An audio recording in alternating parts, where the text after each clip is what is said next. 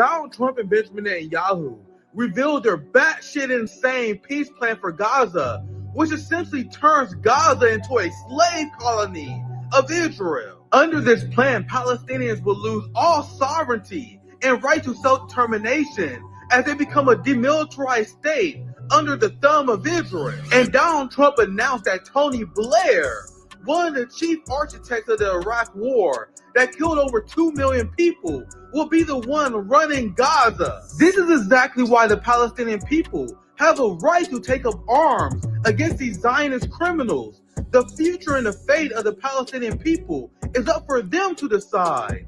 You have no right to implant Western leaders into Gaza. This is not a peace plan. This is the colonial expansion of the Zionist project and will be a death sentence to the Palestinian people. Under this plan, Palestinians wouldn't even be allowed to criticize the state of Israel or hold them accountable for their crimes. Benjamin Netanyahu, the convicted war criminal, said he wants to end Palestinian lawfare, so Palestinians wouldn't even be able to hold Israel accountable for their war crimes. Under this peace proposal, Israel would also take complete control of Gaza's education system so they can brainwash the next generation of Palestinians into believing Zionist propaganda. Can you imagine the Western reaction if Putin and Russia was demanding such things from Ukraine? This is not a peace proposal. This is a genocide finalization plan. There is only one solution to this conflict, and that is all settlers being expelled from Palestine and being held accountable for their war crimes.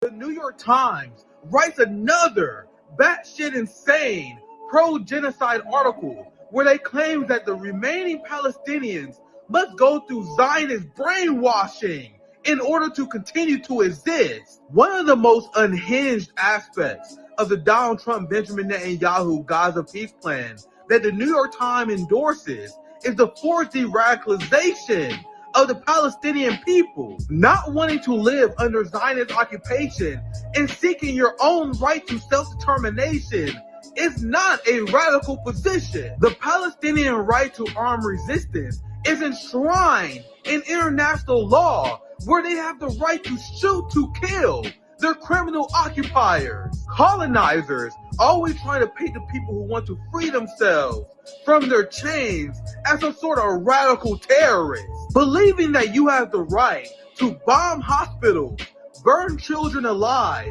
and rape Palestinians to death is truly the radical position. One of the most popular Israeli Telegram channels is where they simply post pictures of dead and mutilated Palestinian children while laughing at them. But tell me more about how Palestinians are the ones who have to be de-radicalized. Israelis literally held pro-rape rallies, demanding the government give the IDF the right to rape Palestinians to death. And their government listened to them, immediately releasing the soldiers who was convicted of rape.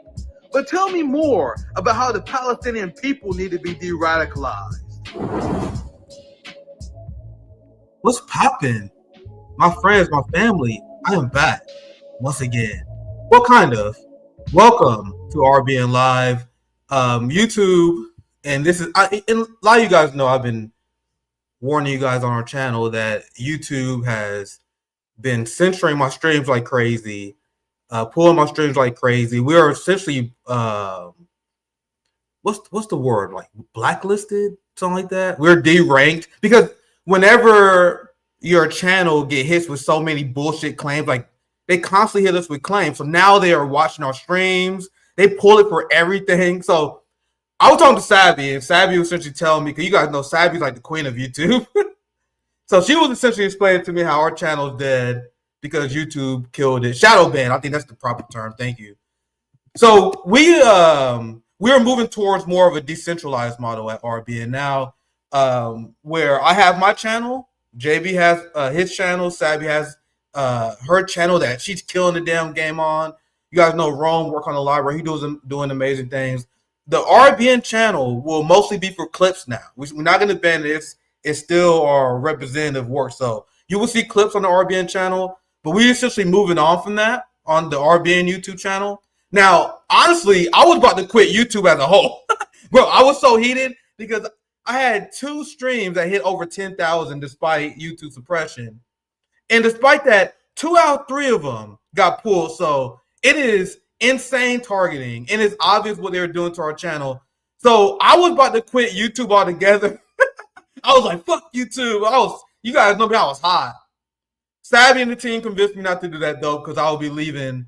You don't want to leave audience away. So I will be streaming on my channel. I was so pissed at YouTube, I even started streaming on Kick. I didn't know what Kick was. So we on Kick. I'm back on Rumble, even though I'm not a big fan of Rumble, but I'm back on Rumble. And we on Twitch. We're on multiple platforms. Make sure you guys follow that. And I had to make this early announcement because all the live streams I'm doing now will be switching directly to my channel from RBN. The RBN live stream is going to end in the first 15 minutes, and then we're going to end that stream so everyone go back to my personal YouTube channel, which will be my main channel now. But with that said, let's get our banger guest. I'm glad this is one of the best guests that I can ask for our relaunch of this show. Friend of RBN, amazing organizer who actually achieved tangible victories for people in Seattle, founder of Worker Strike Back, friend of RBN, running against genocidal Democrat Adam Smith. What's poppin', Kshama? I'm glad you're able to join us today. Thanks so much for having me, Nick. Always happy to be here. Yeah, and this is the event that I believe happened next weekend, next Sunday, I believe it is. Where so it's just about 10 days from now. Yeah, I'm super excited. I gave this a speech during our the last event that we had during the election as we was rallying to Joe Stein. So now I'm like super excited that we can have this independent anti-Zionist campaign against a guy who called people protesting against Israel fascists. So I'm super excited to be there on October 12th. Anything you want to add? Anything you want to let people know about this rally, Kshama, before I move on? Yes, if you're watching this from anywhere at a driving distance from Seattle, then please come in person. It's going to be electric. And if you're not anywhere in the driving distance of Seattle, then you watch it live stream. Either way, you should RSVP. And in addition to live stream, we have a number of watch parties happening across the nation, all the way from Los Angeles to New York City. So once you RSVP, we can let you know if there is a watch party happening in your city. But regardless, we want you to join this rally because this is a national campaign. Defeating a genocidal, anti-worker, pro-war, pro-billionaire Democrat and electing a revolutionary socialist to the US Congress, that will be nothing less than a political earthquake. And this is something that working people nationally have a stake in, because if we can win this one position, we can do what we did in Seattle, which is completely turn business as usual upside down and use our office to build mass movements and to help rank and file union members launch mass strike action across the nation, and use our office in a way that has never been used and will never be used by any of these so-called progressive Democrats like Bernie Sanders or AOC. And just to give a taste of what we can win, just today, the news announced that the minimum wage in Seattle, which was already the highest in the nation, keep in mind, is going up again in January of 2026. It is going up to $21.30. It is unbelievable if you compare that to the fact that the national minimum wage, the federal minimum wage, is still $7.25. And how many times have we seen AOC and Bernie Sanders? How many times have we heard them promise that they were going to increase the minimum wage? And it is still stuck at $7.25, and it's $2.13 for tipped workers. So the way to actually make this kind of historic change is to have a disruptor in Washington, D.C., and that is what we are running for. I'm not running to be one of the administrators of the capitalist state in Washington, D.C. I'm running to be a disruptor of the capitalist state, and that is exactly what we need at this moment. Yeah, that's why I'm all in. Can you guys imagine campaign rally? Can you imagine Kshama Sawant as a congressperson? You have yours truly doing political events with her. This like the sky is the limit, because we never seen a true socialist third party pushing hard really challenging the Democratic Party from outside of the duopoly with the kind of support and the name recognition that Kshama has. Because Kshama, unlike the bum-ass squad, unlike Bernie Sanders, AOC, who accomplished nothing for the working class. Name me one accomplishment. I get DSA nerds furious when I talk about this, Kshama. Name me one accomplishment that AOC and Bernie Sanders accomplished. The only thing they accomplished was shifting their party to the right.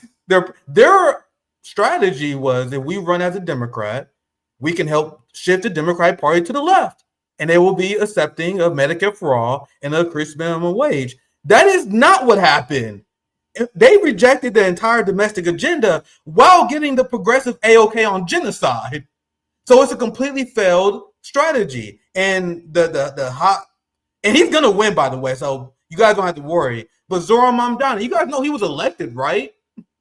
These are criticisms that me and Kshama brought up before. What did he accomplish as a state rep?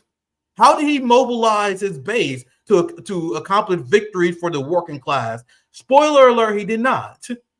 So no, I'm very excited about this. So go ahead, Kshama.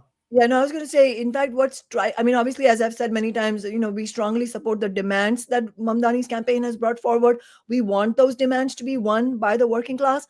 But what we're saying is that the idea of cozying up to billionaires and to corporate Democrats is not the strategy, because we've seen that strategy, as you said, completely fail.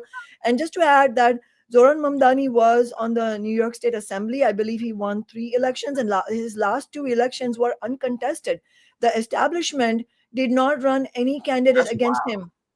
Yeah, neither in the Democratic primary nor did the Republican Party run a candidate against him in the general election. Look, if you're fighting for the working class, such a thing would never happen. They will absolutely fight you tooth and nail to prevent your re-election. That's been my experience. And it's a rule of thumb. If your re-election is a cakewalk, then you're not actually a threat to the ruling class. And if you're not a threat to the ruling class, you're not in a position to actually deliver the kind of victories that working class people need. I hope that Zohran Mamdani is successful. I'm not a fan. I've explained 1,000 times. I will never support someone who is willing to fund an agency like the NYPD and play footsie with them. Now, I am rooting for his success. And I'm not even mad at Mamdani supporters in New York. I speak harshly out against people who are voting for evil. A race for mayor is not my fucking issue at all. It doesn't concern me. I hope that he is successful. But I'm telling you guys, he will not be. And then when he's not successful at decreasing the price of goods, who are they going to blame? They're going to blame socialism, even though he's not a socialist. And that's going to overall hurt our movement. There are people who are so short-sighted, they don't think about these kind of things. But with that said, we can move on because I don't want to make this a Mamdani segment. I hope he decreases the cost of your goods in New York. I really fucking do. I really hope he's successful, but that is not what that is not a way to achieve victory for the working class. Let's move on. Let's get to our main stories today. And we also will begin our movement over to my main channel if you're watching on the RBN channel. Across all platforms, we already almost got 600 people. I see 575 across all the platforms. And that's our main focus. Let's get as many people watching across all our platforms, not just YouTube. So on this app, I can see who's watching on all the platforms. So we're doing really well because I've been hyping the fuck out of the Rumble, Twitch. So we're doing pretty well across all platforms. And that's the main thing that's important because, YouTube, it's whatever. So let's get started. I'm gonna see if I can end this RBN stream. Let's see. Yeah, I think there we go. All right, so RBN stream is gone. I gave people plenty of time in the description to move over. I probably should have said it one more time, but I think people will get it. Anyway, let's get to our main story. We're going to start on foreign policy first. You guys know I'm a big foreign policy nerd, but there's also a lot domestically to talk about, especially with Adam Smith, who Kshama is running against. We got a lot to say about him. You have the flotilla that is delivering aid to the starving population of Gaza, which the United States and Israel are purposely starving in an act of genocide. And now there's world protests because Israel is now actively arresting these people. I heard, because I was in the space with a ton of Palestinians who was covering this, apparently Nelson Mandela's grandson, who we had him on our show before, our friends with the guy, he was arrested. They arrested people left and right. Greta was arrested. There's a lot going on right now. Everything is moving super fast. There's a live stream covering the flotilla. that had around 2 million live viewers. It's like 2.7 million. That was just on one account. So you have the entire world that is watching that. But we will cover that here very soon. I want to focus first on the Palestinian peace plan. And there's so many crazy things about it. I already covered like the idea of having a state that is demilitarized next to a genocidal state like Israel is already a death sentence. But there's so many poison pills in this Gaza peace plan. I don't know if you had a chance to look at it, Kshama. But not only are they essentially calling for full-fledged surrender of the Palestinian people, they're calling for Palestinians to be re-educated and for Palestinians to give up their education system. And this has been endorsed by the New York Times. New York Times editorial board called for de-radicalizing the surviving Palestinians. This authority should create a program in schools and the media and elsewhere to remove Hamas's pervasive radicalizing influence over Gazan society. And when Netanyahu was asked about this policy, he said he don't want any Palestinian media that is critical of the actions of the state of Israel. That's what he said. He said he don't want any state media coverage that's critical, no Palestinian lawfare, which means if Israel commits war crimes against this puppet state known as Palestine, according to the new rules and regulation, they won't even be able to file ICC charges. You guys realize this is a genocide finalization plan. So, Kshama, have you been following this? What's your initial reaction to this? Yeah, I think it's completely if the best thing you can say, the most benign thing you can say about this so-called peace plan, 20-point peace plan, is that it's a Trojan horse, because it at best it is something that has a veneer of maybe some hope, but in reality it is absolutely a death sentence of another kind. I mean, it's basically a continuation of the death sentence for the Palestinian people, because what it does, and here's why it's a Trojan horse, is meaning, that on the face it looks like it has something positive, is because it says that that if these such and such conditions are met, these 20 conditions are met, then the violence that is being perpetrated by the Israelis against the people in Gaza would be, would at least temporarily it would stop. And obviously, let's be clear, obviously the cessation of this type of violence and slaughter and bombardment and just absolute devastation and horror and terror, state terror that has been perpetrated on the people in Gaza, and also and let's not forget ethnic cleansing both in Gaza and Palestine. That's the real project, ethnic cleansing. That yes, if obviously for people who are being bombarded day after day without any stop, and from many estimates, over 500,000 Palestinians have been killed, so many of them babies and children and women. Obviously we want the violence to stop, but we cannot fall for this so-called peace plan, because if you look at the small print, if you look at what they're actually asserting, this is a continuation of the occupation. So basically the choices for the Palestinian people are that we will continue the occupation and we'll continue the genocide, or we will continue the occupation, but right now we might stop the violence, but there's no guarantee that the violence wouldn't start in at some time in the future. So in that sense there is no guarantee. And it's and you mentioned this earlier, Nick. Shame on the New York Times. Shame on the New York Times for what many writers have said, for using Islamophobic tropes, and really it's really an anti-Palestinian editorial in which they claim that the more than 2 million Palestinians, nearly half of whom are children, must be quote unquote de-radicalized. And and the New York Times also says that they use the word crucial. They say that crucially, Trump has crucially included in his proposal an idea to empower a multinational authority to develop Gaza as and this is a quote, de-radicalized terror-free zone that does not pose a threat to its neighbors, end quote. I mean, I cannot think of a more shockingly political gaslighting statement than this, is calling ordinary people, probably half of whom are babies and children, calling them radicals, and they're saying that they need to be de-radicalized and that they are the purveyors of terror. while in fact the Israeli state is the purveyor of state terror, this Yeah. absolute horror, and which they would not be able to do unless they were bankrolled every single day by the Democrats and Republicans who represent US imperialism. And Israel, the Israeli state itself, is an outpost for the billionaire class, for the global billionaire class. And let's keep in mind, it's not only US imperialism, it's Western imperialism as a whole, but also the billionaires in Saudi Arabia, in the United Arab Emirates, the Oh, we can billionaires get on them. in the region as well. They also have blood on their hands. And then last but not least, whom has Trump is thinking of appointing? I don't know if it's actually final or anything for carrying out this plan. Oh my God, Tony Blair, as you said, the architect of the slaughter of 2 million Iraqis. This guy has the blood on his hands of all these Iraqis who were killed in the Iraq war and invasion. So I think we have to call the lie on this plan. And the moral of the story here, Nick, is that we, meaning working class people internationally, we cannot let up on our fight back, on our independent fight back. So the protest movement that is going on internationally, that is super crucial, that has to continue.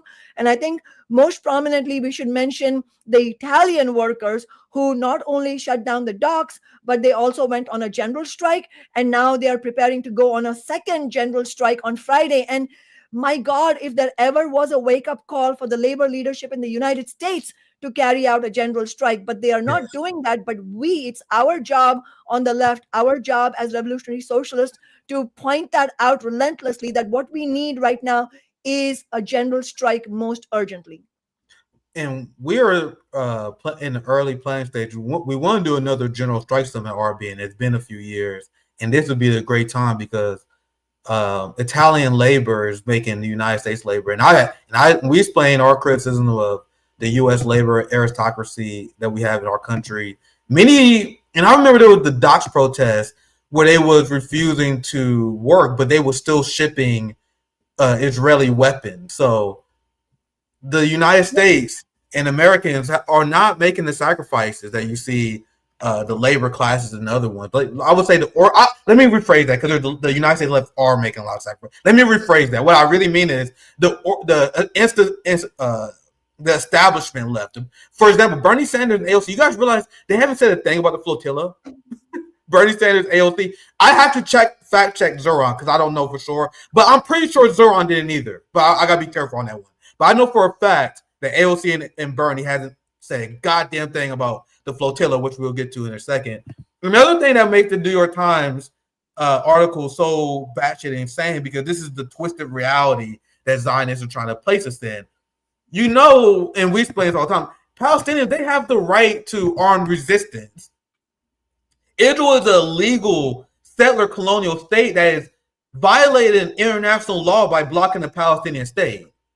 This gives the Palestinians the right to armed resistance, which countries around the world acknowledges outside of the West. This is why the world has been with Palestine. China has the world court. Palestinians have the right to armed struggle against Israelis.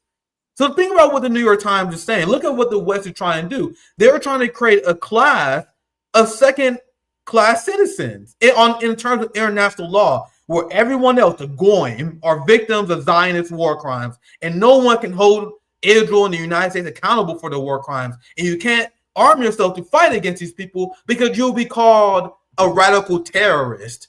And I explain, this is not tanky speaking, it is not in our interest to give our capitalist state the power to label people who resist them terrorists. That's a horrific idea.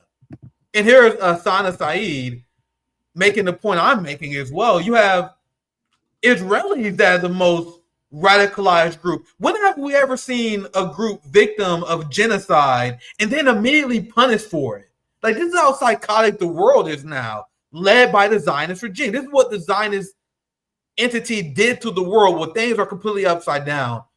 For 2 years, the overwhelming majority of Israeli Jews and every one of their institutions have supported the nonstop slaughter and starvation of Palestinians. The vast majority, and this poll show, vast majority of Israeli Jews say there is no innocence in Gaza. But you're telling me that the Palestinians have to be de-radicalized? And I want to play the video. I want to get you in here, Kshama. This is the former spokesperson for the state of Israel. And if you guys seen him around, you know this is one of the most batshit insane Israeli propaganda accounts. And this is what the Israelis, they are cheering for this. Jewish groups all over the country, they are cheering for this because they view Palestinians as subhuman who need to be brainwashed by Zionist propaganda or they don't have the right to exist. Tony Blair might run Gaza, and he's absolutely the right man for the job. This is the Prime Minister whose mantra was education, education, and education. And Gaza's number one priority after this war, de-radicalization. You guys see how insane the mindset of the Zionist is? Someone who they hired Tony Blair because when it comes to committing genocide against Arabs, he figured that he got one more left in him. He's like, I got one more in me, coach. Put me back in the game. I'm not done killing Arabs. That's my favorite fucking thing to do. I'm trying to run up the score. You guys think I killed a lot of Arabs before. So they hired him to finish the damn job. And he is saying the quiet part out loud. Tony Blair is the perfect person for the job to help colonize the Palestinians. This is not a peace plan. This is an expansion of colonial power. So let me finish the clip all the way through, and then I'll get you in there, Kshama. Tony Blair might run Gaza, and he's absolutely the right man for the job. This is the Prime Minister whose mantra was education, education, and education. And Gaza's number one priority after this war, de-radicalization. Gaza needs to be weaned off the extremism that meant people supported the barbaric atrocities of October 7th. That means shutting down UNRWA schools, the ones whose graduates and teachers carried out the October 7th massacre. You can't teach peace in classrooms that glorify jihad. Blair also believed in investing in public services. What did Hamas do? Spent $1 billion building 500 kilometers of tunnels under hospitals, not the hospitals themselves, because they said the UN.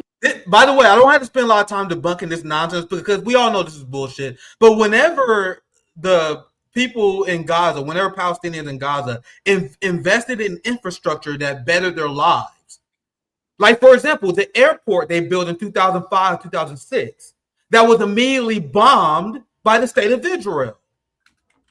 Palestinians in Gaza often build their own electrical grids because they don't like the idea that Israelis have control of their electricity, which destroys the myth that Israel is not occupying Gaza. You hear people say Israel didn't occupy Gaza before October 7th. That is not true because at any time Israel could turn Gaza's electricity off because they control the electricity grids of Gaza. And whenever the people of Gaza wanted to go independent and create their own electrical grid, you know what Israel did? They destroyed them. Israel was in complete control, 100% control of the sovereignty of the people in Gaza before October 7th, which is why they engaged in their jailbreak. But before I continue, we don't have to go that much into this video. Kshama, any reactions? Just that how it's what you're saying, how naked it is, that the reason that the representatives of Western imperialism are fond of Tony Blair is because he has the quote-unquote experience of being somebody who led another massacre of several years ago. And so these are all people who are members of the same cabal. And that is why I think, just for me, the headline of all of this is we need international working class movements and we need general strikes in order to push back against and defeat these powerful entities. I mean, these are all, I mean, who is Tony Blair? Who is Donald Trump? All of these are representatives of the billionaire class as a whole. And I would also say that I think it's in terms of understanding how the capitalist system works internationally, we as working people and as Marxists have to be clear that we cannot put our faith in any heads of any nation state under capitalism, and we cannot put our faith certainly in any of the billionaires. So in other words, the billionaires and the people who represent them, none of them is on our side. And we have to be clear that the billionaires who are in allegiance with the Chinese state or with the Russian state, they are not on our side either. And ultimately, we can only rely on working class fight back. And so working people in every nation, whether it's Russia or China or the US, or Palestine, and even Israel, actually, we need that type of working class solidarity. And at this moment, I think just to draw out a couple of points, actually, even many Israeli working people, even though they may not share our points of view on Palestinian people, and they are heavily indoctrinated, and it's really horrific, the ideas that they have. As you said, there's no innocent Palestinian. This is the indoctrination that the vast majority of Israelis grow up under. What's interesting and what's important to note is that despite all of that, there are mass protests in Israel to end the war, because from their own self-preservation standpoint, they understand that this is going nowhere. And so, in other words, the support for Netanyahu and the support for the US ruling class to continue this genocide is actually very low. And the only way we can end this genocide is also to turn this into a fight to end all US military aid to the Israeli state, which is the starting point to end the occupation. And so for us, working class action, general strikes, shutting down the profit machine, that is imperative, because without that, we are not going to win. And in fact, what we're seeing is that even though the opinion polls, Nick, you and I talked about this the last time I was on, the opinion polls are incredible right now. The majority of the American people does not support what Israel is doing in Gaza. In fact, what's stunning is that even among Republican voters aged 18 to 34, only 24% of them support Israel at this point. So that's how striking. Even in Trump's MAGA base, there is mass anger against the genocide, and yet the genocide continues unabated. That's the political, analytical question we have to ask ourselves. How is it that in the face of such enormous anger at the genocide, it still continues? And now you have this 20-point plan, which is it's a blueprint for the perpetual continuation of the occupation of Palestinian lands. How is this happening? This is happening because both the Republicans and the Democratic Party, they are both complicit in the genocide. They're both complicit in the occupation. They both have blood on their hands. And there is no alternative being provided by the labor leadership, which is mostly tied to the Democrats or is now making overtures to Donald Trump. So in other words, we are at a situation where on the one hand, there is mass anger against the genocide and the occupation, and yet there is zero leadership. And that is why our campaign for Congress is important, and that is why also general strikes are urgent. Yeah, very well said. You were spitting there. The only thing I disagree with, and I won't put this out there, and feel free to share your thoughts on this. I don't think we need the Israeli people at all. I don't trust them, and colonialism is inherently not socialist in practice. Israel is a settler colonial state. They take advantage of the labor of the global south. They take the advantage of the labor of the American people. So I understand how you want to liberate as many people as possible. I think the only thing the Israelis deserve is to get the fuck out. And the Israelis who serve the IDF need to be prosecuted. I don't think we need any Israeli socialism, no Israeli revolution, no, Israel has to go. That's why I put back on you, but I think a lot of what you said was on target. That's the only thing I kind of disagree with. I'll give you anything if you want to add anything to that, Sean, before we move on. Sure. Yeah. No.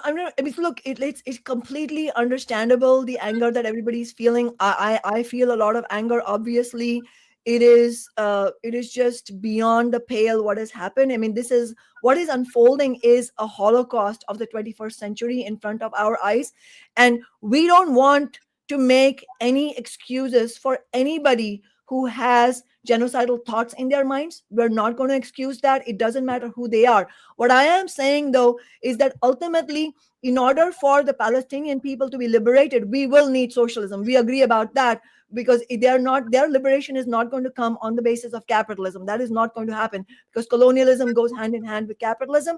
And furthermore, very specifically, if you look at the Israeli state, and we just talked about this, the Israeli state is maintained by the US billionaires and by other billionaires, not because they're all drunk on Zionism. It's not all ideological. It is predominantly, it is a materialist interest, a material interest for the capitalist class internationally to maintain such outposts, bulwarks, their power positions in strategic locations in the international, in the geopolitical context. And in fact, is the existence of the Israeli state also plays a major role, is now playing a major role in the US-China conflict, the global conflict. And so ultimately, in our view, that we are not going to be able to solve these problems that face humanity without having socialism, which also requires overthrowing capitalism.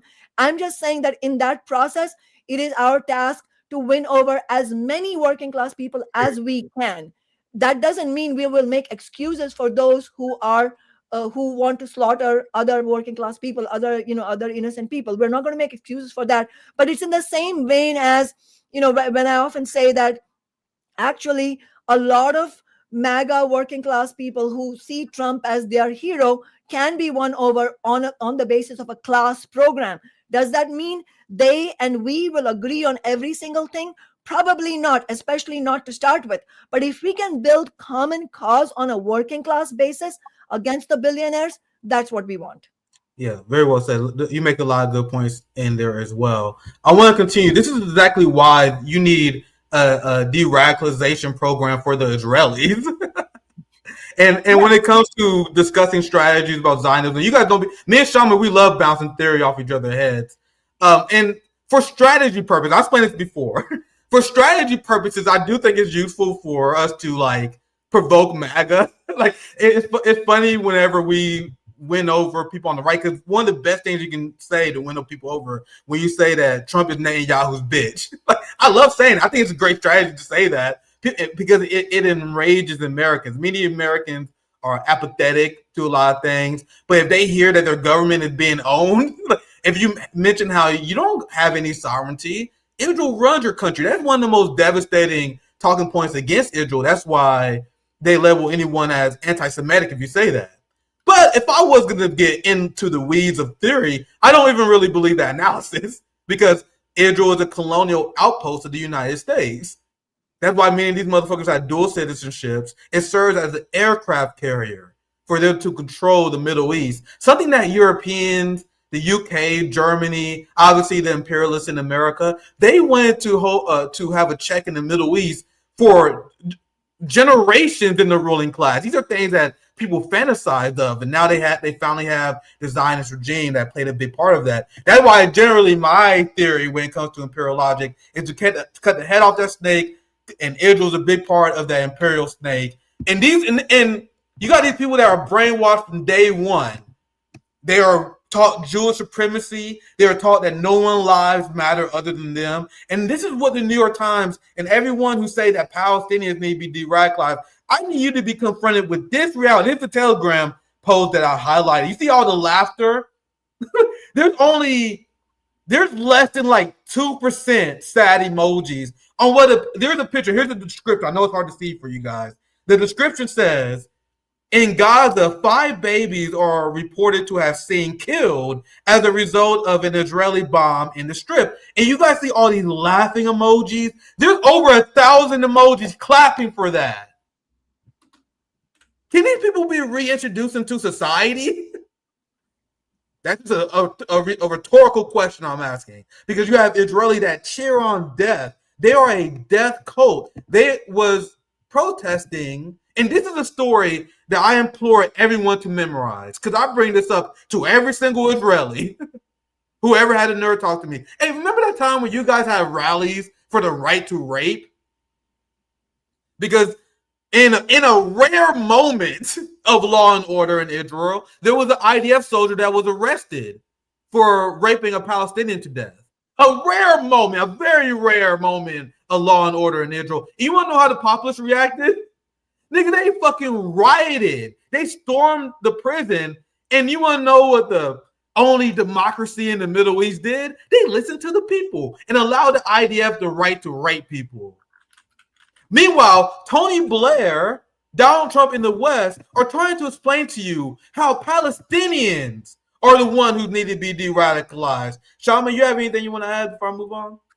Yeah, just some continuing thoughts. First of all, yeah, I totally agree with you that this idea that somehow Netanyahu is the one calling the shots, it actually, it may be an interesting talking point to provoke the people on the right in the United States. But as you correctly said, that is not actually analytically accurate, in the sense that it is not that Israel, the outpost, is driving the colonizer state, which is the United States. It is actually the power of the US state, US nation state, US imperialism, which is obviously, it's not a mythical construct, it is backed up by the might and the wealth and the power of US billionaires. And it's also backed up by, as I said, by the wealth and the power of the billionaires in the Middle East region.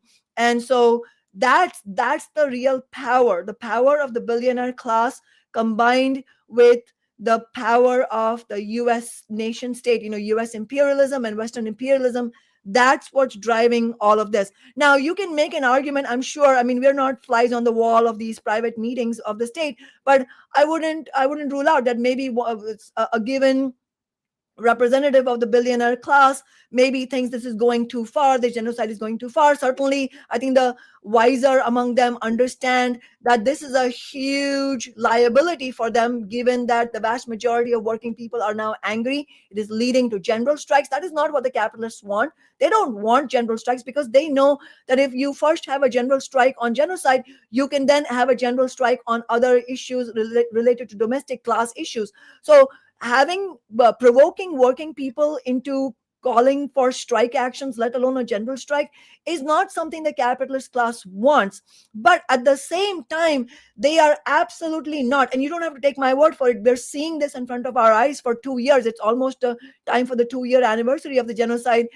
At the same time, despite all the warning signs for the billionaires, all the liabilities that they face, given the anger internationally, they are not going to put a stop to the massacres of the Palestinians, because at the end of the day, for them, they are in a conundrum. On the one hand, they're facing mass anger internationally, but on the other hand, if they blink, that will also be a message of emboldenment for the working class.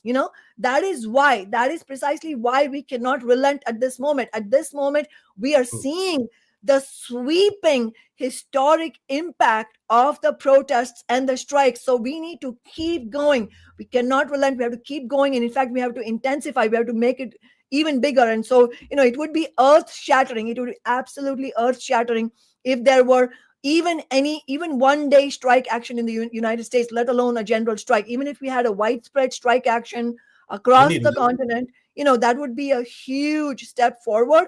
And I think all of this is important to understand who's actually driving the Israeli state's ethnic cleansing project and who actually has the power to stop it. Just one other thing I wanted to add, I totally agree with you that we cannot, the thing you're showing, the screenshot of the Israelis celebrating Palestinian babies being killed. I mean, we cannot blind ourselves to this extreme reality. Like you said, if there's any de-radicalization that's needed, any indoctrination that needs to be corrected, that's obviously what's happening in Israel against the Palestinian people. Just to explain my previous point, what I was talking about is that there is a small left, including a socialist and Marxist left inside Israel. So we should be in solidarity with them because they are courageously fighting for the correct position. And that's very hard for them to do there. And furthermore, it reminds me, and also the draft burning young people, the young people who are refusing to be drafted into the Israeli military, precisely because they are angry at the genocide. They're not making an Israeli excuse. They're saying, I don't want to participate in the genocide. Now, we can't exaggerate how many are doing. It is a very small contingent of young people who are doing it, but we should recognize that as a victory for working class consciousness. It's a victory for international working class consciousness. If despite all the indoctrination, you can have even a few young people having the courage to say, no, I'm going to go to prison for dodging the draft, but I am not going to go and kill Palestinians. So I think that's important. And just one other thing that it reminds me of, all of this genocide has reminded me of, is, during 9/11, after 9/11 happened, most of the United States was angry, and you could not tell people, we had the protests against the Iraq war, but, let's face it, at that moment, the majority wanted the attack on Iraq, the majority wanted the attacks on Afghanistan, and it was over a period of time that Americans changed their mind, and then it came to a point where a majority of the working class was then against the invasion of Iraq and occupation of Iraq and wanted it to end. So I'm just saying that even in the seemingly the worst kind of situation, working class consciousness shows its ability to evolve, and we have to give it its best shot without compromising on our principles. Yeah, I understand your position. One thing I will add, because we still have a lot of cover, and I do want to get to domestic politics, but we still have a segment on the flotilla. So, we're going to have you on the show a lot, Kshama, so we will dive into these topics many times. I want to add this, though. And I don't like doing lesser two evils. I don't really like comparing who's worse, like in terms of regimes. I think that's mostly a waste of time. I want to say this to add perspective. That's what I'm doing. I'm not comparing Israel to Nazism. I'm not saying which one is worse and which one is not. But I'm going to add some context. You guys realize that many Germans didn't know what was their government was doing during World War II, right? Many people in the world didn't know. Many people in America didn't know. Many people in Europe didn't know. Like the crimes of Auschwitz, for example, wasn't really explored to the 50s and the 60s. Jewish people also invested in a lot of money spreading the word on this, doing a lot of propaganda. A lot of people had no idea what the fuck was going on until later. There was documentaries that came out. That was just the reality of the spread of information back then. Like, how could they know? Like, do they got fucking psychic abilities? They didn't know. They didn't know what their government was doing. It wasn't until later they was like, oh shit. Oh, and I'm down for historical pushback on this, but this is how I understand it. You guys realize that's a huge difference than Israelis who are literally seeing their government engaging in genocide, and many of them have the criticism that Netanyahu is not going far enough. We have never seen anything like this when there is so much smack dab evidence. One more thing, I don't want to go too long, but the movie Roots in the 70s, I watched it growing up. I cried. Every black child cried watching that damn movie. You guys realize that many Americans didn't know the reality of slavery before that movie? Like, many Americans didn't know how brutal slavery was. That's why that movie is so historically important. Many Americans back then thought that, oh, the black Negro got along with their master who provided them a place to sleep. There was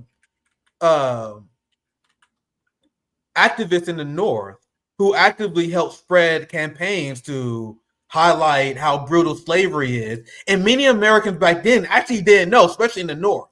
Not making excuses for many of them, but how can they know? They're not fucking psychic. You guys realize how much different the scenario we are in compared to those where everyone in the West, everyone who is supportive of the genocide knows exactly what the fuck is going on, and they are all playing their role. So I don't know what we should do about this in the future. What I think fucking heads need to roll over this fact, though. That's a statement I want to say. But Sean, feel free to add on. We having fun. This is a great conversation. I completely, obviously. I mean, I'm saying that my opponent Adam Smith should be tried for war crimes, and the minimum price he needs to pay is to be thrown out of office. So yeah, absolutely. I mean, we have to be clear. There is no sympathy with anybody who knows about this slaughter. And I hear you. And they are going to support it. And then obviously that list starts with the most powerful people who are actually causing this genocide. Obviously Netanyahu is on that list. All the heads of state of the United States, and it's not just one, because it's a long occupation that has led to this genocide. It was not like October 7th led to the genocide. It's a long occupation. And so every leading Democrat and Republican is complicit in this. And also the British and German heads of state, all of these people, all the billionaires that are profiting from war overall, and especially from the genocide, all of these people are complicit. Yeah, and I'm spending the rest of my life. I don't know what I'm gonna do, but I'm spending the rest of my life to hold these people accountable. Because what is a better life goal than that? What's a better life goal than spending your life trying to hold these motherfuckers accountable? But I have great news, man. I'm super excited. I'm gonna take just a quick mini break. I'm gonna do a shout out. Also, we had 1,150 views across all our platforms, so I'm glad the message spread. I'm not gonna lie. X is doing a lot of heavy carrying here because I got a pretty big X presence. But I'm glad to see people watching this on multiple platforms. We had 150 live viewers on my personal live YouTube channel. So I just want to say I personally appreciate everyone who came over, because you guys are the real OGs. I told Zoe, let's see who the real RBN OGs are. The real RBN OGs are the one who switched over immediately. Don't trust me. I know people are gonna find me. It's gonna take a while for some people to find me. But I believe it's only a matter of time before we get our audience back. And I think this has been a great showing for our live stream, especially because of our conversation with Kshama. One more thing I'm going to say as a quick ad. I don't do ads, but I'm going to say this. My channel is not monetized, my friend. And I'm taking a big financial hit by making this move. So if you are able to support even just a small donation on Patreon that I have linked in the description, it helps alleviate this giant fucking financial hit I'm about to take because I'm not streaming on my monetized RBN channel because YouTube has been messing with us. So please support us on Patreon if you enjoy the stream. Like, share, subscribe. I need to do these live plugs. I need to start doing this more often. So please support the channel if you're enjoying this. And Shaman, just for the sake of time, because I know you don't have all night, I'm going to do a quick presentation because I haven't even touched on the flotilla yet. I'm going to quickly go through these stories, and then you can chime in just so we can get through some of these. And then we have a few things we want to talk about domestically. So I'm going to quickly cover this. You can see, I don't want to go too long on this, but man. So we just explain. I have hotspot videos that explain this, how the Gaza peace plan is an enslavement plan. They're enslaving the Palestinian people, and you have sellout Arab leaders endorsing it. And this is to Shama's point: the ruling class in these countries will sell these people out. And the last stream I did on Friday, when someone thought I was, I don't know if you saw Shama, I responded to the chat because someone like, Nick, come on, man, we're trying our best to fight Israel. I'm like, I'm not talking about you. When I say the Arab countries are disappointing me, I'm absolutely not talking about the Arab proletariat who stands with the Palestinian people. I'm talking about these sellout Arab leaders like the UAE that 100% had a role on the Iranian strike of Hamas peace negotiators, for example. I'm not criticizing you, because I always get those comments whenever I criticize an Arab country. They're like, Nick, come on, man. I'm not talking about you, brother. I'm talking about these leaders. And now look at the leader of the Catholic Church. You would think that this organization would have a lot to atone for. You know, like after their child sex trafficking ring they had that no one wants to talk about no more. I'm not letting these people forget about that. So after your child sex trafficking ring that your second previous pope was directly involved in, you got a lot of humanitarian work to catch up on. Meanwhile, here's Pope Leo, the new Zionist appointed pope, because that's exactly what this is, approving of the enslavement of the Palestinian people. The same way Pope Leo hasn't said one word in condemnation of what Israel is doing to the flotilla. Has Pope Leo criticized Israel for attacking with chemical weapons the flotilla trying to deliver aid to Gaza? You got to see how the institutions all around in the West, religious institutions. So you got to know, I don't just have something with Judaism. Unlike many people, I'm not afraid to criticize them, but that's not the only people I'm upset with. I'm upset with the Muslim Zionists. I'm upset with these Catholic Zionists. You motherfuckers gaslight me because people told me that Catholics didn't like Israel. I'm like, I don't know about that. That seems kind of weird, considering that Joe Biden's Catholic. But meanwhile, here's the Pope doing the job of the Zionist regime. Shama, you have any quick reaction to this before I move on? No, it's not very quickly. It's not surprising. I mean, ultimately, all of these institutions are very much linked to the powers that be under capitalism. So it should not be surprising to us. And also, we should not be relying on any of these people. We should be building independent movements of working people. Very well said. Let me move on. Let's try to get through this here. Here's the Italian prime minister. Now we get to the flotilla. All right. So now we officially get into the flotilla story. And you have these humanitarian activists that all around the world doing something that is 100% legal, long overdue, but we love to see it, delivering humanitarian aid to Gaza, which put Israel at a checkmate because you had to put all your cards on the table. You exposed yourself as an outright terrorist scum by attacking humanitarian activists. And you want to know what's bone-chilling? You want to know what's horrifying as someone who lived in the West? Every single politician, I've seen politicians in France ask about this, the UK. Keir Starmer said specifically that he would not protect U.S. UK citizens, who are delivering aid to Gaza. So what does that say? Do you guys understand how fucking insane that is? You have Western leaders that say they're willing to allow Israel to murder you. They can murder you and they will do nothing about it. The same way they murdered Shireen Abdul-Akleh and Joe Biden did nothing about it. You know, the Palestinian American journalist.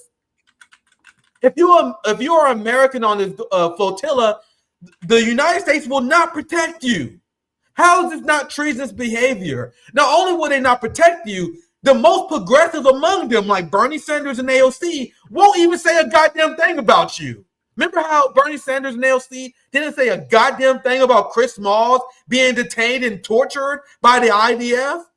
They're not saying a goddamn thing about Greta being harassed by Zionists, the grandson of Nelson Mandela, all the countless amazing humanitarian activists that are on this board who will go down in history as freedom fighters, as the best among us. Their government is saying nothing, and not just the right-wing scum. Even the left wing in the West is silent in the face of Israel harassing the flotilla. Now, let me get to the receipt I have here, and Kshama, I'll get you in here. Yeah, I think I have a lot covered to that. So, Italy and Spain announced that they was going to protect the flotilla going to Gaza. And now, like, I knew what was going to happen, which shouldn't surprise anyone. You have both Spain and Italy, right as the members of the flotilla who are being arrested now, right as they got close to Gaza, they all of a sudden, oh, actually, we're not going to protect the flotilla. So why did, and this is a point that we like to make, Kshama, we make this point all the time. Why did Italy and Spain pretend to support the flotilla in the first place? You guys know why? Because there's massive grassroots pressure on the Israeli people, massive grassroots pressure against their state by their own people. So you have to give the illusion that you're fighting against a genocide. So they first pretended that they were going to stand up against this flotilla, and now you guys see the play they're running. Here's the headline I had up here for a while. Italian Prime Minister tells Gaza aid flotilla to stop or risk preventing peace. What's she talking about? Well, the Italian Prime Minister is essentially saying because Donald Trump put up a Gaza enslavement plan, because this fake Gaza peace plan, now everything is on hold. Now the flotilla has to stop. You have the UEFA, who was about to ban Israel from competing on the international stage, something I've been calling for years. So you have international pressure at an all-time high on Israel. So what do? They plant a fake-ass Gaza peace proposal, which is designed to ease pressure from Israel on the international stage. So now they have this fake peace proposal. Now all of a sudden UEFA is not going to ban Israel. Now look, move to hold UEFA vote on Israel ban delayed because Trump seek Gaza peace deal. So you guys see the play that they ran that everyone in the world is falling for? Well, at least the institutions are falling for. Kshama, anything you want to add before I move on? Kind of make both the stories together. All right, let me go ahead. Yeah, go ahead. No, go ahead. This is how the people in Gaza should respond to that people play.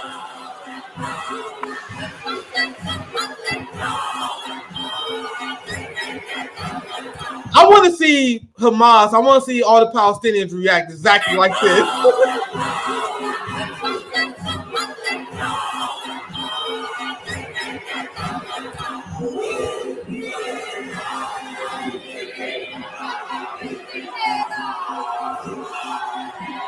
He's like, what the fuck?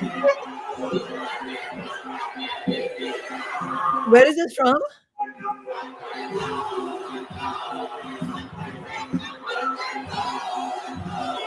I want to say the Netherlands. I don't remember exactly what. But it's try to help me out here. New Zealand. Sorry. I was thinking the Netherlands. New Zealand. Okay. Thank you, Chad. I was blanking on it. But and I know many of you guys are asking me why I'm playing this clip. No reason. Because I like it. I like it. I've never watched it before, but I like it. The house is suspended until the ringing of the bells. How you shut shit down, by the way. So, by the way, I had no reason to play this clip other than I fucking like it. And that was my friend he had this great tweet. I had to share it. He said, "This is how we should respond to Trump's surrender agreement." So that's why I show that clip, because I hope you guys enjoyed it. I love that clip. Every time I see that clip, I always watch it. That shit is base as fuck. Anyway, let's continue. I need to go through these receipts. Yeah, but Kshama, our shows go by so fast, man. Let me begin to wrap this up. This is still the people. I'm gonna skip that. I actually do want to share this. I'm actually going a little bit behind here. I know we're supposed to be talking about flotilla, but I actually do want to show this because it sums up the sellout Arab leaders so much in a nutshell. So we explained how the Gaza peace plan is a complete joke. You want to know how Egypt is describing the Gaza enslavement plan? The foundations of peace that we have been laying for 75 years are now being threatened. In light of these difficult circumstances, Egypt presents its vision to deal with the situation in the Middle East and the international system as follows. First, we express our appreciation and gratitude to President Donald Trump, which announced his full commitment and his willingness to work with the leaders of the region to end. What are you talking about? You guys see how these Arab leaders, their job is to mislead their audience? Remember how the Trump administration admitted that their talks they had with Iran, for example, was a ploy to let their guard down so Israel could bomb them? And there's no doubt in my mind the Trump administration set up Hamas and Qatar as well. And meanwhile, you have Egypt that's confusing people. They're saying that we should be proud that Donald Trump is pursuing peace. You guys see how they fall for this game and they mislead people? I just want to share that last clip. Another example of the failure of the Arab leaders. Now, here's the flotilla. And here is an Israeli that's essentially calling for the death of Greta Thunberg because she's on this flotilla. He says, no sandwiches this time. Game is over. I want Greta terrified. I want her screaming and begging for it to stop. I want her rocking in the corner, covering her eyes, pissing and shitting her pants. Imagine you fantasizing about violence over a humanitarian activist who wants to feed people. And this is the live stream of the flotilla we're all eyes on. Did it end? I think it probably ended recently. There was a point where this stream had around 2 million views. I need to get some updates because I know they was arresting people as we was going live. I heard the grandson of Nelson Mandela was arrested. They had multiple ships that was seized. And this will be the last receipt I'll share on this story because now there are massive protests all over the world because of this. So I explained, this is the receipt I meant to show. I had the wrong receipt earlier. But this is Italy saying, oh, man, I know Israel is arresting our people and they're arresting the humanitarian activists, but we're not going to do anything about it. Italy in support for the international Gaza flotilla, which shows that Meloni of Italy, she was essentially engaging in political theater in order to stave off the furious Italian populists who literally was engaging in general strikes to get the government attention. And once again, this story essentially shows why you should never trust an Italian organization when they offer protection. I watched enough mob movies to know how that ends. But the Italian people are furious. Italy's, and as I read this, think about why aren't American unions doing this? Italy, largest union, announces general strike because because of the way the flotilla has been handled, because their government abandoned them. And it's not just Italy. There are now protests all over the world. I want to get your reaction to this, Sean, because this is a great sign of things to come. Here's my friend Sarah. From Naples to Milan to France to Florence, Livorno, Genoa, Italy rises in protest tonight against Israel's attack on the global flotilla. And there are people. Here's the last one I want to share with you guys. There's protests that are, and I'm gonna get live updates. I'm gonna see what's going on live, but this is the protests that are happening all over the world right now. In Barcelona, Rome, Berlin, Istanbul, and it's only gonna get worse because millions and millions of people was watching this flotilla, and they watched Israel just brutally arrest them. So let's end on this. Any final thoughts on this story, Kshama? I know there was an hour. There was a lot to cover on this. Anyone had any final thoughts? I had a mutual who's in the streets of Italy who was telling me they have thousands of people who are marching on the Capitol to call out their prime minister. Like, this is going to get very, very interesting tonight, guys. But Kshama, give me your any last thoughts before we move on. Yes, absolutely. I agree with you. This is going to be really big, and they are. I think the unions in Italy are saying that they are going to do a general strike on Friday. You know what we need? We need a U.S. general strike on Friday. So we really need the rank and file of the United States labor movement to put pressure on their leadership to call for strike action for Friday. Imagine the pressure that it would put on the international billionaire class if we could have strikes here as well to join in solidarity with the strikes in Italy. And you're dead right. The reason Giorgia Meloni bent a little bit earlier was under pressure from not only the dock workers but the working class of Italy as a whole going on strike. And now she's using this Trump so-called peace plan as an excuse to withdraw support from the flotilla. And then she said that insisting on a confrontation with Israel could upset the current quote-unquote fragile balance that could lead to the peace, the peace plan. What fragile balance?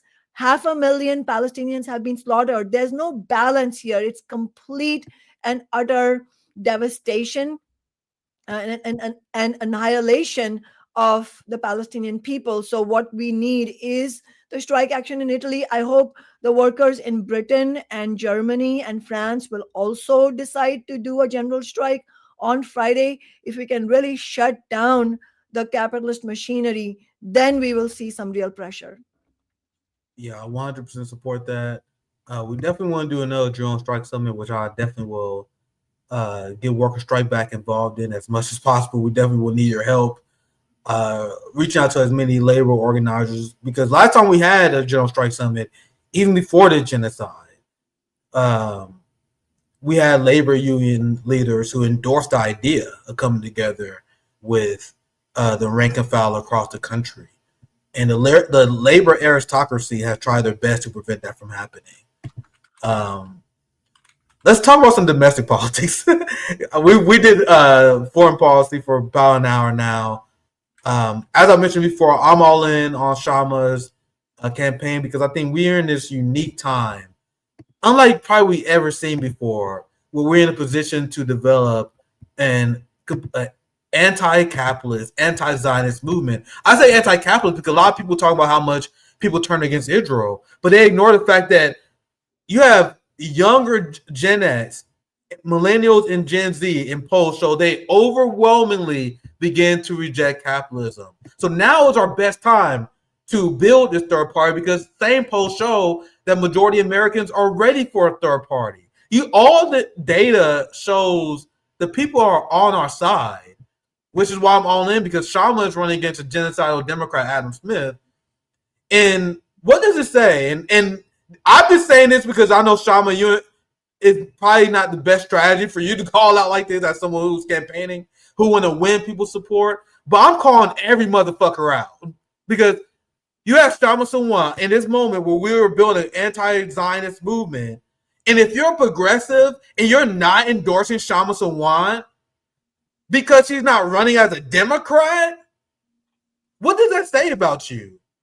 And now you have the ruling class in Seattle that's now trying to crack down on the freedom of speech by making up some bullshit. Kshama, you want to explain what's going on? You've been giving me called to speed on this. And I saw this article, and now apparently there's a video of this genocidal scumbag essentially saying that you're a fascist, it's illegal to protest. So what's going on here? Kshama Sawant's husband accused of assaulting 22-year-old staffer. What happened here, Kshama? Yeah, I think, I mean, I'm not a lawyer, but these are libelous statements that are being shared on these corporate media channels.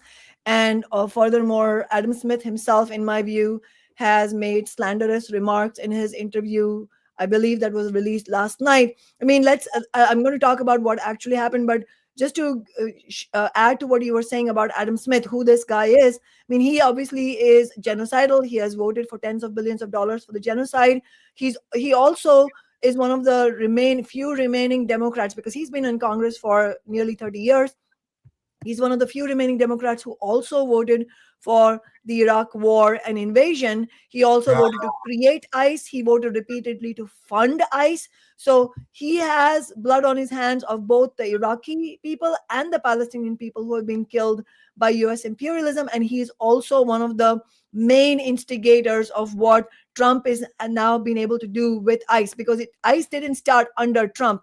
ICE was a bipartisan project. The attacks on immigrant people have been a bipartisan project. Barack Obama still remains the deporter in chief, and he was a Democrat and he was a black politician. And so, it really shows you what these Democrats and Republicans stand for. And Smith, I think you said this earlier, Nick, Adam Smith has called the anti-war protesters left-wing fascists, and he has demanded that they be arrested. And in last night's interview, Adam Smith compared the anti-genocide protest movement to the right-wing coup attempt in Washington, D.C. in 2021. Jesus. I know. And he said, this is a quote from his interview, it's not really different than what the MAGA people did on January 6th. So, in other words, it shows you that these Democrats have far more in common with the Trump administration than they do with us, because they are also, I mean, just like Trump wants to crack down on protest movement, they also want to crack down on protest movements. In fact, last year under Biden and Democrats like Adam Smith, there were worst attacks on protest movements last year than it's ever been since the 1960s, since the anti-Vietnam War protests. And so, and this guy, I mean, he says civility about 3 or 4 times in his interview. It's about civility. It's about You want to watch democracy. it? Sorry? You want to watch a bit of this, Kshama? Sure. All right, because I haven't seen it. I saw the article, but look at the headline here. Did they really about to do this? Congressman speaks after Kshama Sawant's husband accused of assaulting his staffer. Like, I haven't seen this at all. Let's watch this live for a little bit here and get your live reaction. This is. I can only imagine how swarmy this is going to be. Congressman, you had a town hall. What was this? Let me know if there's a timestamp in particular you want to cover. Other than that, otherwise, I'll just cover the first minute or so. Town hall. Yeah, I don't know if I have the timestamp, but yeah, maybe the first minute. Yeah, just because I want to be respectful of your time. I know 9 minutes of watching this guy, I will be fucking raging. Yeah. Anyway, let's continue. I haven't seen any of this, so feel free to add your commentary, Kshama, anywhere you want. Okay. Congressman, you had a town hall. What was this town hall all about? Well, it's actually something that was set up by a nonprofit group that's going around trying to do town halls, ironically, to try to increase civil discourse, basically. So they want to try to get people into an environment where you can have a civil conversation about important issues. So they reach out to my constituents, identify a group, and then do a lottery. They pick 50 to come in and have a conversation about a specific issue. Public safety was going to be the conversation. And then the group shows up about a half hour before I do. They have some initial questions, sort of frame it, and then I show up and have an hour long. Did I actually hear him correctly? So he had like a lottery to what? Yeah. I mean, that's how democracy works, motherfucker. What are you talking about? Exactly. This is what these Democrats are doing. They have stopped, basically, most of them have stopped holding town halls, these congressional Democrats, because they get yelled at by people who are angry. And so they don't do them. Most of the time, this guy doesn't have public town halls. But when he does have public town halls, keep in mind the key word is public. Apparently, if you didn't get called for the lottery, then you don't get to enter. And we didn't accept that. We were peacefully protesting. This was on a public college campus. It was an entirely peaceful demonstration. The whole thing was instigated by him. I mean, he wasn't personally there, but by his staff who were instructed by him that they should not let us in. And so in reality, he talks about civil discourse. I mean, that is stunning coming from a politician who has relentlessly backed this modern day Holocaust in Gaza. But like I said, he has voted for every US war since he took office over 28 years ago. There is nothing civil about what is happening to the Palestinian people. So working people have to reject this civility politics. But just to give some facts, this is, as I said, is slanderous and libelous for the media, but also especially for Adam Smith to say what he's saying. He says that one of his staffers was physically pushed. That's a quote. Well, let's be clear. Calvin neither pushed nor even laid a hand on any of Smith's staffers, nor did he or any of the other protesters who were there with us physically scream in the face of either of Smith's staffers. As Smith is also saying, he's saying we physically screamed in their faces. We didn't. I told you guys right now, there's a 0% chance that happened. No, there's a 0% chance that fucking happened. That is what they're using to suppress free speech. Go ahead, Kshama. This is infuriating. Exactly. This is crazy, man. Go ahead, Kshama. It's completely crazy. I mean, it's absolutely outrageous and egregious. You know what our protesters were doing? They were not physically pushing or assaulting anyone. They were not physically screaming in anyone's faces. What they were doing, and this is what Adam Smith does not want to tell you, what they were doing is chanting, Adam Smith, you can't hide, you are funding genocide. That is what they were saying.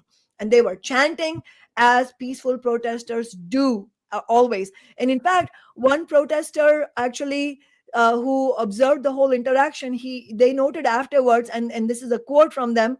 They said, I don't know if I've ever seen someone make so much effort to avoid physical contact with someone as Calvin did with Smith's staff. Like, he's saying that it was almost comical watching Calvin weave around those two staffers, trying to avoid physical contact with them. And his sole focus, Calvin's sole focus, was on avoiding them physically and helping to open the doors so that we could peacefully protest. So, what were the staffers of Smith doing? They were trying to shut the doors against the protesters who are trying to enter. So all of this, this is what happens under capitalism. All of this is reality turned on its head. And now they are trying to smear Calvin by saying that he assaulted. He absolutely did not. In fact, even every single local media outlet is reporting what they say as fact. Yes. Like the police is going along with it too. Kshama Sawant husband. Like, if you read the stories, I see a lot of local news story Googling this, and they just all reporting it as fact. Like, as if Kshama has some like raging husband attacking fucking congressional staffer. This is wild. Zionists lie like they breathe because Adam Smith is a Zionist. This is what they do, Kshama. But please continue. I'm sorry. No. I appreciate your comments, Nick. I mean, it is just shocking. I mean, it shows you the length to which the ruling class, the capitalist class, and their Democratic and Republican representatives, the lengths to which they will go to attack the left. I mean, they're scared. Look at this. Yeah, they're scared. These are all the headlines. I don't know if you've seen this, but these are like all the headlines. You see everyone repeating the same headline. This is what they're gonna go with, guys. Kshama Sawant has a crazy husband. This is their attack line. Damn, this is crazy. Go ahead, Kshama. No, it is absolutely outrageous. And let's be clear that Calvin is far from the only one who's being attacked, in the sense that look at how anti-war protesters and anti-ICE protesters are being attacked throughout the nation. On Democracy Now!, they played a clip of a journalist who was quietly, she wasn't doing anything else, she was just quietly recording masked ICE agents seizing an individual. And one of the masked ICE agents, he literally, I mean, he's like almost twice her size. He literally took both his hands and he shoved her across the corridor, just shoved her, like she just fell and slipped across the floor. Absolutely violent. And I believe that on top of that, they leveled some charges against her. I mean, this is what's happening here. In the UK, we saw how for merely for saying that you support Palestine action and you are against a genocide, people are being locked up on terrorism charges. I mean, this is absolutely horrendous what is happening. But it also, it shows two things. One is that the establishment is scared, and so they are cracking down. But second, in order to end this crackdown, we will need strike action. We will need mass civil disobedience. The last thing we should do is go on the defensive in the face of these attacks. We have to speak the truth. We have to take every opportunity to clarify. Like you said, all those headlines. I mean, this is a copycat of the first story, which is completely egregiously untrue. And one of the things that they say that's untrue, Nick, is that they imply that Calvin's case is ongoing and is headed for trial. There is no such thing. There is no trial. There are no pleading guilty or anything like that. In fact, the prosecution clearly knew they didn't have much of a case, and so Calvin is doing a community service. He's going to pay a $50 fine, and that's only because we know that the courts are not on our side, even when we have done nothing wrong. And so this is the situation that activists, peaceful activists, are finding themselves in, and it is terrorizing. It has a chilling, terrorizing effect on ordinary people, because you feel that if you stick your neck out, this is what will happen. So I wanted to share this story, not only to share with everyone about Calvin's innocence, and also to share that he's a longtime Marxist. He was the political director of our Tax Amazon movement. He was the political director of most of my re-election campaigns, and now he's the political director of this congressional campaign that we are running. So what they are trying to do by attacking Calvin with all these lies and with this slander is to try to weaken this campaign. And so our response is the exact opposite. We are not going to be weakened. We are not going to go on the defensive. We are going to go ahead and have this rally on October 12th. We're going to keep fighting back. And I know, Nick, we are so excited to having you there as well, because we need that solidarity. And I would urge everybody who is watching this, please post messages of solidarity with Calvin and everybody else who is under attack, because working people need to stand with one another. We need to push back against these lies. I can't wait for this. You guys saw my last speech. I think I had a blast last time. I'm more of a speech giver than I am a live streamer. I'm not naturally good at this, but I love giving speeches. That's what I did on the Bernie campaign a long, long time ago, and I had a blast. You guys can, I post on my channel. Make sure you guys check it out if you didn't. And I'll plan on being there again. Make sure if you guys are in the area, make sure you guys attend this rally with Kshama Sawant on October 12th. Thank you for joining me tonight, Kshama, for my relaunch of my channel. We had a great night. Right now, I see on this app here 1,400 across all platforms. So thank God for X for that's for sure. But we live on Twitch. I see a lot of comments from Rumble.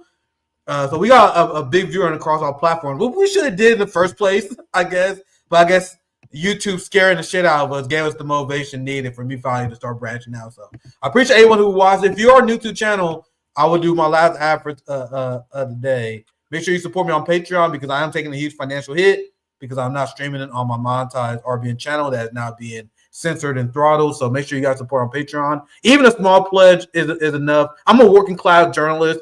I'm not fucking balling. I don't need a lot of money. I just need to pay my bills so I can continue doing it. That's all. I don't need a lot. So I appreciate anyone who wanted to help support my labor. Make sure you guys support Kshama Sawant. Kshama, I'll give you the last word. Any final thoughts before we leave tonight?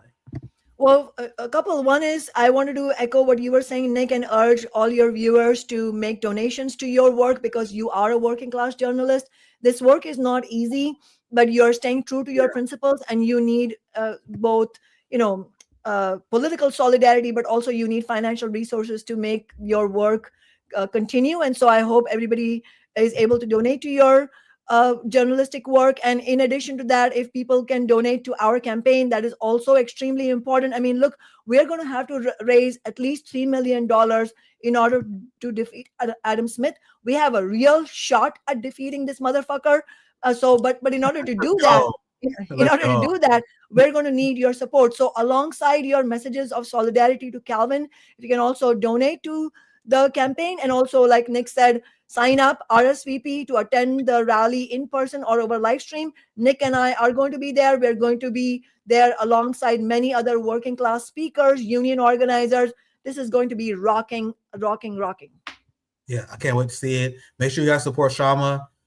Friday, I got so many bangers for you guys to start my new channel with. I don't know if you guys seen Nico House. My brother Nico. I love Nico more than anyone else. I love Nico. He's my fucking brother. he had 2 hotspot videos he put out about Erica Kirk that got like near 200,000 views, exposing the shade that's going on with that.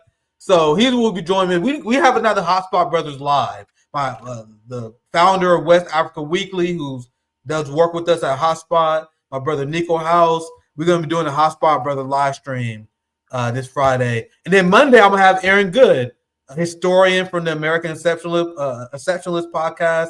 Amazing academic and historian activist. It's been a while since we had him on, so I'm looking forward to that. So we have a lot of banger shows on our new programming here. And Kshama, you guys know we'll have Kshama back on another 2 weeks or so. We definitely got to do another one soon because we had a little hiatus. So I know you're busy. Just let me know, Kshama. We definitely got to have you back on. Maybe a follow-up to this rally, something like that. We can do like a rally follow-up stream. But thank you guys for watching. I'm a hard end here. Make sure you guys share, like, and subscribe. And support Kshama, Working Straight Back. They are close partners with us at RBN. Appreciate you guys. Have a good rest of your night.